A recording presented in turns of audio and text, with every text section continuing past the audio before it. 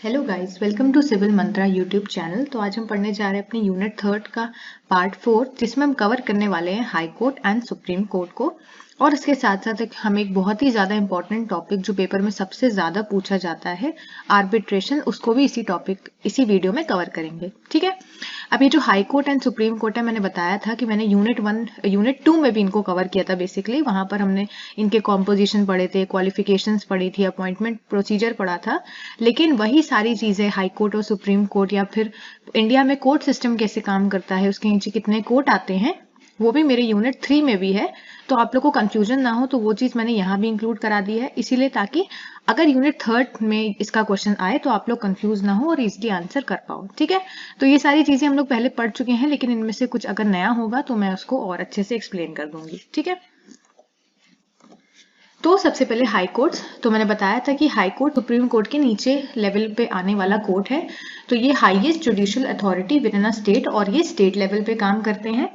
It hold the position of second highest judicial body in India following the Supreme court. जैसे हम लोग को पता है कि सुप्रीम कोर्ट सबसे पहले लेवल का कोर्ट है, उसके सेकंड हाईएस्ट लेवल पे है मेरा high court of India. Sorry, high court है और सुप्रीम कोर्ट ऑफ इंडिया सिर्फ एक है। और हाई कोर्ट मतलब बेसिकली क्या बनाया गया है कि हर एक पर्टिकुलर स्टेट में एक हाई कोर्ट होना चाहिए। अब हो सकता है कि एक या एक से ज्यादा स्टेट में एक ही हाई कोर्ट हो, वो केस हो सकता है। ठीक है। फिर है currently India boast 25 high court establish across various state. तो अभी करंट सिचुएशन में देखें तो 25 हाई कोर्ट्स इंडिया के अंदर हैं, अलग अलग स्टेट्स में। ठीक है। अब ये है jurisdiction of a high court encompasses, जो हम लोग ज्यूरिडिक्शन में पढ़ चुके हैं कि ओरिजिनल ज्यूरिडिक्शन क्या था, पावर ऑफ सुपरिंटेंडेंस होता है। हमें ये भी पता है कि हाई कोर्ट को हम लोग कोर्ट ऑफ रिकॉर्ड कहते हैं। जितनी भी केसेस हैं, जितनी भी डिसीजंस हैं जो कि हाई कोर्ट ने दिए हैं, वो एज अ रिकॉर्ड रहते हैं, ताकि जो सबॉर्डिनेट लेवल के कोर्ट हैं, जो डिस्ट्रिक्ट लेवल के कोर्ट हैं, उन जो भी केसेस हैं, उनका जो डिसीजन है, बेसिकली उनका जो जजमेंट है, उससे हेल्प ले सके। और वहां पर जो जुडिशियल प्रेसिडेंट भी हमने पढ़ा था, वहां पर उनकी हेल्प हो सके। ठीक है। फिर है मेरा एपिलेट ज्यूरिडिक्शन। ये भी मैंने बताया था कि अगर पर्टिकुलरली आपको कोई आप किसी हाई कोर्ट पे गए, ठीक है, वहां पर आपने कोई केस अपना रखा और वहां से जो आपको जजमेंट मिला, जो डिसीजन मिला, अगर आप उससे सेटिस्फाइड नहीं हो तो आप वो पर्टिकुलर अपील ले जाके सुप्रीम कोर्ट के पास जाओगे और उनसे कहोगे कि आप प्लीज ये अपील एक्सेप्ट करिए और पर्टिकुलर जो भी केस है उसमें अपना डिसीजन दीजिए, अपना जजमेंट दीजिए। तो ये है मेरा एपिलेट ज्यूरिडिक्शन, जो हम लोग पहले बहुत ब्रीफ में प्रीवियस वीडियोस में पढ़ चुके हैं। ठीक है। फिर the primary responsibilities of most high court include hearing appeals from lower courts and adjudicating writ petition under article 226 and 227 of the constitution. तो कॉन्स्टिट्यूशन के हिसाब से जो हाई कोर्ट का जो मेन रिस्पॉन्सिबिलिटी है, वो बेसिकली क्या होती है कि लोअर कोर्ट्स की अपील को हेयर करना। अब इसका क्या मतलब है, जैसे जैसे मैंने अभी एग्जाम्पल दिया था, उसी तरह से अगर सपोज करो कि सबॉर्डिनेट कोर्ट के पास कोई एक केस आया है, ठीक है, किसी पर्सन ने कोई केस फाइल किया है और सबॉर्डिनेट कोर्ट ने वहां पर अपना जजमेंट दिया, वहां पर अपना डिसीजन दिया, लेकिन वो जो पर्टिकुलर पर्सन है वो उस जजमेंट से अगर सेटिस्फाइड नहीं है, उस केस में वो अपील ले जा सकता है हाई कोर्ट के पास, आप इस पर्टिकुलर केस में अपना जजमेंट, अपना डिसीजन प्रोवाइड करो। तो वही चीज यहाँ पर लिखी है, hearing appeals from lower court and adjudicating writ petition.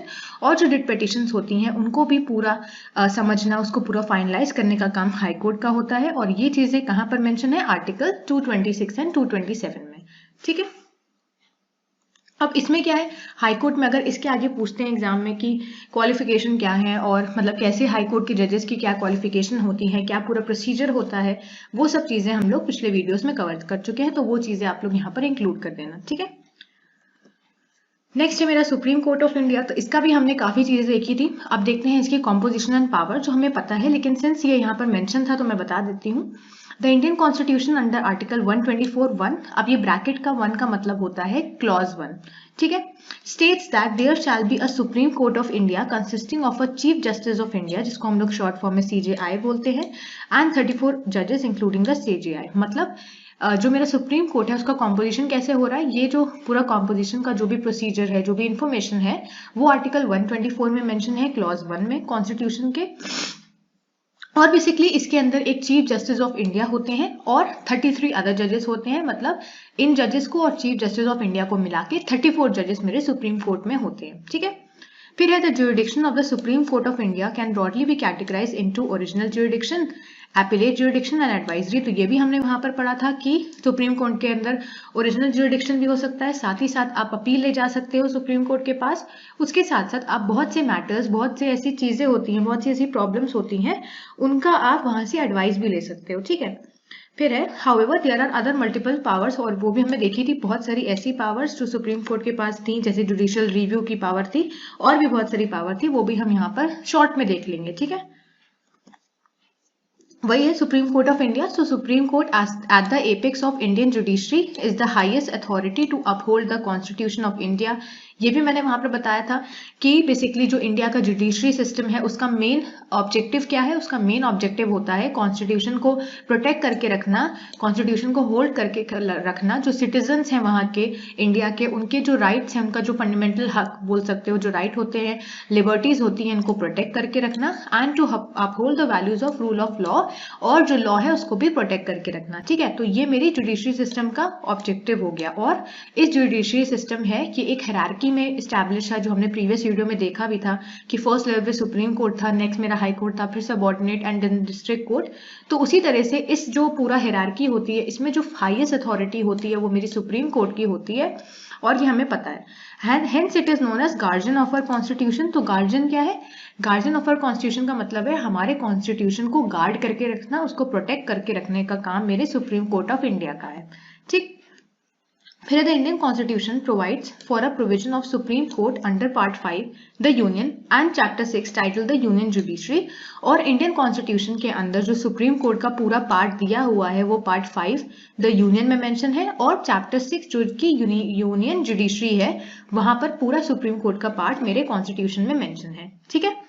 फिर Indian constitution has provided an independent judiciary with a hierarchical setup containing high court and subordinate court under it. ये भी हमें पता है कि जो इंडिया का जुडिशरी सिस्टम है वो इंडिपेंडेंट है, ताकि वहां पर किसी भी तरह की पार्शियलनेस नहीं होनी चाहिए। जो भी डिसीजन पर्टिकुलर जज को देना है पर्टिकुलर केस में, वो मेरा इंडिपेंडेंट होना चाहिए और पार्शियलिटी के खिलाफ होना चाहिए, वहां पर किसी भी तरह का डिस्क्रिमिनेशन नहीं होना चाहिए। इसके साथ साथ जो हायरार्किकल सेटअप था उसमें हाई कोर्ट और सबऑर्डिनेट कोर्ट सुप्रीम कोर्ट के अंडर आते हैं, ठीक है। नेक्स्ट है मेरा composition of supreme court. So article 124 का जिस क्लॉज 1 है, and the Amendment Act of 2008 states that there shall be a Supreme Court of India consisting of Chief Justice of India and 34 judges including the CJI, जो हमने अभी पढ़ा। उसके साथ साथ आर्टिकल 124 के क्लॉज 2 में ये लिखा हुआ है states that every judge of the Supreme Court shall be appointed by the President by warrant under his hand and seal after consultation with such of the judges of Supreme Court and of the High Court in the state। तो ये भी चीज हम लोगों ने unit 2 में पढ़ी थी, अगर आप लोग को याद हो, कि बेसिकली जो सुप्रीम कोर्ट के जो जज होते हैं उनका अपॉइंटमेंट कैसे होता है। उनका अपॉइंटमेंट प्रेसिडेंट करते हैं। किस फॉर्म में करते हैं? एक वारंट बेसिकली वहां पर बनाया जाता है, स्टैब्लिश किया जाता है, और वो वारंट मेरा प्रेसिडेंट बनाते हैं। और उस वारंट पे बेसिकली सील बोल सकते हो या फिर कंफर्मेशन कब लगती है? वो कंफर्मेशन तब लगती है जब मेरे जो बाकी जजेस हैं उनसे कंसल्टेशन करने के बाद, मतलब जो प्रेसिडेंट है वो बाकी जजेस से कंसल्टेशन करेंगे कि पर्टिकुलर पर्सन को हम जज बनाएं कि ना बनाएं। तो उनका जो वहां पर कंसल्टेशन, जो भी रिकमेंडेशन आएगा, उस हिसाब से बेसिकली यहाँ पर अपॉइंटमेंट होता है। और ये जजेस कहाँ के होते हैं? ये जजेस मेरे सुप्रीम कोर्ट और हाई कोर्ट के जजेस होते हैं, ठीक है। फिर लिखा है हेयर द कोलिजियम, और मैंने वहां पे ये भी बताया था कि कोलिजियम सिस्टम क्या होता है। कोलिजियम सिस्टम के अंदर ग्रुप ऑफ जजेस, जो सीनियर मोस्ट जजेस होते हैं, उनका एक ग्रुप बनाया जाता है ताकि यहाँ पर अपॉइंटमेंट हो सके मेरे सुप्रीम कोर्ट के जजेस का। अपॉइंटमेंट ऑफ जजेस to the courts was followed also known as three जजेस case which comprises of Chief Justice of India and 4 senior most judges of the Supreme Court, 1 Chief Justice of a High Court and 2 of its senior most judges। तो basically यहाँ पर collegium system, basically यहाँ पर क्या है, अब तुम लोग सोचोगे कि कोलेजियम सिस्टम का यहाँ पर कॉम्पोजिशन कुछ और दिया हुआ है। तो कोलेजियम सिस्टम फिक्स नहीं होता है। कोलेजियम सिस्टम बेसिकली चेंज होता रहता है। जरूरी नहीं कि इसमें 4 ही सीनियर मोस्ट जज हो, 5 भी हो सकते हैं, लेकिन मेन केस क्या है कि सीनियर मोस्ट जजेस के ग्रुप को हम लोग कोलेजियम सिस्टम कहते हैं।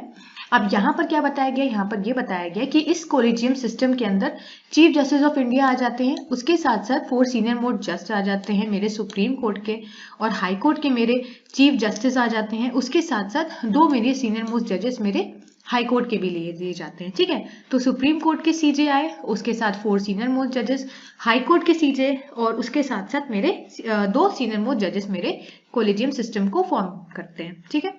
This system demanded a consensus decision of all the senior most judges in conformity with the Chief Justice of India, और ये बेसिकली अपना डिसीजन प्रोवाइड करते हैं अपॉइंटमेंट ऑफ जजेस में, ठीक है। फिर आता है पावर्स ऑफ सुप्रीम कोर्ट। अब ये भी हम लोग पढ़ चुके हैं। अगर ऐसे डायरेक्टली पूछता है कि पावर्स ऑफ सुप्रीम कोर्ट क्या है, तो यहाँ पर मैंने बेसिकली एक हेडिंग के फॉर्म में बताया है। इसकी जितनी भी चीजें हैं वो यूनिट 2 में हम लोग ऑलरेडी पढ़ चुके हैं, ठीक है। सबसे पहला तो ऑब्वियसली बात है, power to punish for contempt civil और criminal of court with simple imprisonment for 6 month और फाइन अप टू 2000। तो ये तो हमें पता ही कि सुप्रीम कोर्ट का काम क्या है, जजमेंट प्रोवाइड करना। तो बेसिकली वहां पर वो क्या करेगा, पनिशमेंट या जजमेंट प्रोवाइड करेगा कोई भी तरह का कंटेम्प्ट या किसी भी तरह के मैटर में, चाहे वो सिविल हो या फिर वो क्रिमिनल हो। और हो सकता है वहां पर आपको जेल हो सकती है, इम्प्रिजमेंट हो सकती है, या फिर 6 महीने के लिए जेल हो सकती है, या फिर वो डिपेंड करता है आपने किस तरह का ऑफेंस किया है। उसके साथ साथ हो सकता है कि आपको फाइन भी देना पड़े अप टू 2000 का, ठीक है। फिर अब ये सिविल कंटेम्प्ट मतलब क्या है, वही चीज। Civil contempt means wilful disobedience to any judgment. Criminal contempt means doing an act which lowers the authority of court और causing interference in judicial proceedings. Basically यहाँ पर क्या है कि कंटेम्प्ट यहाँ पर बताया गया है कि सिविल हो सकता है और हो सकता है कि क्रिमिनल हो। तो सिविल में क्या होगा कि जो पर्टिकुलर जजमेंट मेरे जज ने दिया है उसको डिसओबे करना, उसको ना फॉलो करना, वो मेरे सिविल कंटेम्प्ट में आ गया। और क्रिमिनल कंटेम्प्ट में क्या आ गया, क्रिमिनल कंटेम्प्ट में वो सारी चीजें आ गई जिससे मेरी जो कोर्ट है बेसिकली उसकी जो अथॉरिटी है वो गिरे, या फिर जो कोर्ट में जो चीजें चल रही हैं या फिर जो पर्टिकुलर केस में जो इन्वेस्टिगेशन चल रही है उसमें इंटरफेरेंस अगर हम करेंगे तो वो मेरा क्रिमिनल कंटेम्प्ट हो गया। और उस केस में जो कोर्ट है वो आपको बेसिकली क्या कर सकता है, आपको पनिशमेंट प्रोवाइड कर सकता है जिस तरह का आपने वहां पर सिविल या क्रिमिनल कंटेम्प्ट शो किया होगा, ठीक है। नेक्स्ट है मेरा जुडिशियल रिव्यू। तो ये हम लोग पढ़ चुके हैं कि जो पर्टिकुलर डिसीजन है उसको रिव्यू करना, कि वहां पर उसकी लीगैलिटी बेसिकली चेक करना। So to examine the constitutionality of legislative enactment and executive orders, the ground of review is limited by parliamentary legislations or rule made by the Supreme Court। तो यहाँ पर judicial जो review है वहां पर वो तो सुप्रीम कोर्ट कर सकता है, लेकिन कुछ रूल्स और रेगुलेशंस को फॉलो करके, जो हम लोग पढ़ चुके हैं। नेक्स्ट है मेरा deciding authority regarding the election of president and vice president. तो ये भी हमने देखा था कि प्रेसिडेंट और वाइस प्रेसिडेंट में वहां पर सुप्रीम कोर्ट के जजेस जो हैं वो अपना ओपिनियन वहां पर देते हैं, अपॉइंटमेंट में हेल्प करते हैं, ठीक है। Enquiring authority in conduct and behaviour of the UPSC members. तो बेसिकली जो यूपीएससी के मेंबर्स होते हैं उनका बिहेवियर कैसा है उसको पूरा इंक्वायरी वहां पर करना, उनको पूरा इवेल्युएट करने का काम भी मेरा सुप्रीम कोर्ट के पावर के अंदर ही आ जाता है, ठीक है। नेक्स्ट है मेरा withdraw cases pending before high court and dispose of them itself. तो बेसिकली यहाँ पर क्या है कि जो ऐसे केसेस जो कि बोल सकते हो कि सुप्रीम कोर्ट में बहुत टाइम से पड़े हुए हैं उनको बेसिकली हाई कोर्ट को देना, और बहुत से ऐसे केसेस जो किसी काम के नहीं है उनको बेसिकली वहां पर डिस्पोज ऑफ कर देना, उनको खत्म कर देना, ठीक है। नेक्स्ट है मेरा अपॉइंटमेंट ऑफ एड हॉक जजेस। अब ये एड हॉक जजेस क्या है, article 127 states that if at any time there is a lack of quorum of जजेस ऑफ द सुप्रीम कोर्ट। मैंने कोरम बताया था पहले, पार्लियामेंट जब मैंने पढ़ाया था तब मैंने बताया था कि कोरम होता है बेसिकली पार्लियामेंट में अगर हम देखें तो अगर 1/10 जो पर्सन है, जो पीपल है मेरे हाउस में, अगर वो प्रेजेंट है तो वहां पर कोरम मेंटेन होता है। लेकिन अगर इससे कम पीपल जो है वो प्रेजेंट होते हैं हाउस ऑफ पार्लियामेंट में तो वहां पर कोरम नहीं होता है, या फिर लैक ऑफ कोरम बोल सकते हो।